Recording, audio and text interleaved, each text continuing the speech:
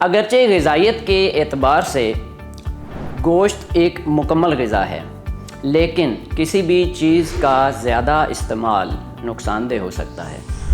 गोश्त में पाए जाने वाले ग़िज़ाई अज्जा कौन से हैं और कितनी मिक़दार में सुर्ख गोश्त का इस्तेमाल किया जाए कि सेहत को नुकसान ना पहुँचे। अगर हम न्यूट्रिशनल पॉइंट ऑफ व्यू से देखें तो रेड मीट में हमारे पास कुछ ग़िज़ाई अज्जा आम वाइट मीट से ज़्यादा है, जैसे कि फौलाद हो गया, B12 हो गया, इवन प्रोटीन की अमाउंट हो गई, विटामिन ए हो गया। तो इसलिए अगर हम ये कहना बजा होगा कि अगर हम कहते हैं कि रेड मीट जो है नुकसानदेह है, तो ये तस्वीर का आपके लिए एक रुख है। रेड मीट उतना ही फ़ायदेमंद है जितना वाइट मीट है। एक नॉर्मल इंसान जिसको कोई भी हेल्थ के इश्यूज़ नहीं है, कोई भी बीमारी नहीं है, वो कितनी मिकदार में ले सकते हैं। तो मुख्तलिफ़ किस्म की जो हेल्थ के इदारे हैं, ज़िम्मेदार इदारे, वो हमारे लिए मुख्तलिफ़ रेंज बताते हैं। यानी अगर हम अमेरिकन कैंसर रिसर्च एसोसिएशन की बात करें तो वो हमें कहती है कि आप एक हफ़्ते में 18 औंस से ज़्यादा गोश्त नहीं ले सकते। अब 18 औंस का मतलब क्या है? 18 औंस का मतलब कि ऑलमोस्ट आप हाफ़ kg के बराबर जो है एक हफ़्ते में नहीं ले सकते। गोश्त का हद से ज़्यादा इस्तेमाल हमें फ़ौरी तौर पर सेहत के किन मसाइल से दो चार कर सकता है? 2 से 3 दिन आप अगर ज़्यादा गोश्त खाएंगे या इवन एक हफ़्ता भी ज़्यादा गोश्त खाएंगे तो ना आपको गाउट होगा, ना आपको डिस्लिपिडीमिया होगा, अगर आप पहले से एक नॉर्मल हेल्थ के हामिल हैं।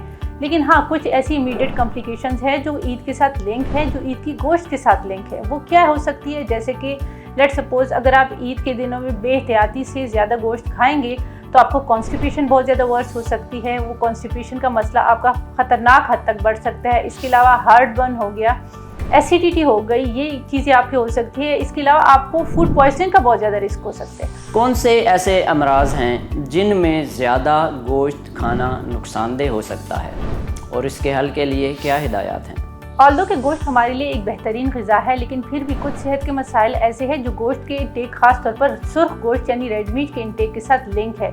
जैसे थैलेसीमिया मेजर के मरीज़ है और गाउट के मरीज़ है, जिगर या लीवर के मुख्तलिफ़ किस्म के अमराज के शिकार अफराद हैं, या इवन डिस्लिपिडीमिया या वो अफराद जिनके ब्लड में चिकनाई के लेवल ज़्यादा है, इस किस्म के अफराद के लिए रेड मीट के इंटेक में थोड़ी बहुत एहतियात कर लेनी चाहिए।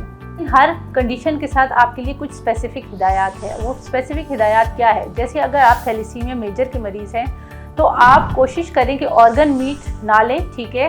ऑर्गन मीट के अलावा बाकी अगर आप रेड मीट की इंटेक करते हैं तो उसके लिए बेहतर ऑप्शन ये है कि जब वो रेड मीट का इंटेक करे उसके साथ वो चाय या कॉफ़ी का इंटेक करे, ताकि गोश्त में मौजूद फौलाद जो है वो कैफीन के साथ बाइंड हो जाए। अगर आप ब्रान का गोश्त लेते हैं तो उसमें निस्बतन चिकनाई का लेवल कम होता है एज़ कम्पेयर टू बाकी गोश्त के। यूरिक एसिड लेवल हाई होने वाले मरीज़ के लिए बेहतरीन एहतियात ये है कि वो जब भी गोश्त खाते हैं एक तो मिकदार का ख्याल रखें, और मिकदार के साथ एक और ज़रूरी चीज़ कि वो लीमू का इस्तेमाल ज़्यादा से ज़्यादा करें। लीमू और सलाद के इस्तेमाल से उनके जो फूड में विटामिन सी जाएगा, वो विटामिन सी उनके यूरिक एसिड लेवल को मेंटेन रखेगा। इसके अलावा पानी का ज़्यादा से ज़्यादा इस्तेमाल करें। ऑर्गन मीट में कौन सा गोश्त शामिल है? ग़िज़ाइयत के लिहाज से इसका इस्तेमाल सेहत के लिए कैसा है? क्या कोई ऐसी बीमारियां भी हैं जिनमें ऑर्गन मीट नहीं इस्तेमाल करना चाहिए?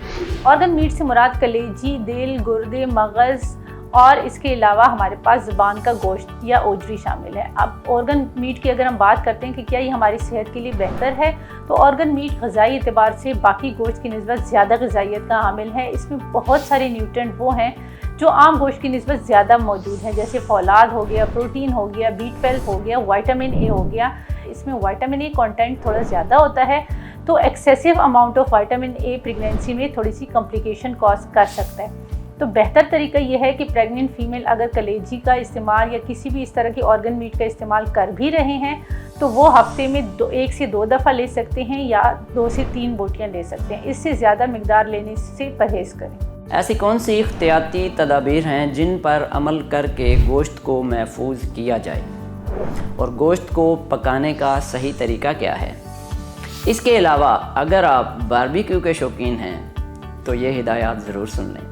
फ्रीजिंग के लिए आइडियल तरीका यह है कि आप छोटे छोटे पैकेट बनाएं और छोटे छोटे पैकेट में भी आप छोटे छोटे पीसेस मीट के बना के फ्रीज़ करें, ताकि आपकी जो गोश्त का दर्जा हरारत है वो यूनिफॉर्म रहे और उसमें किसी किस्म की कंटेमिनेशन का रिस्क ना बढ़े।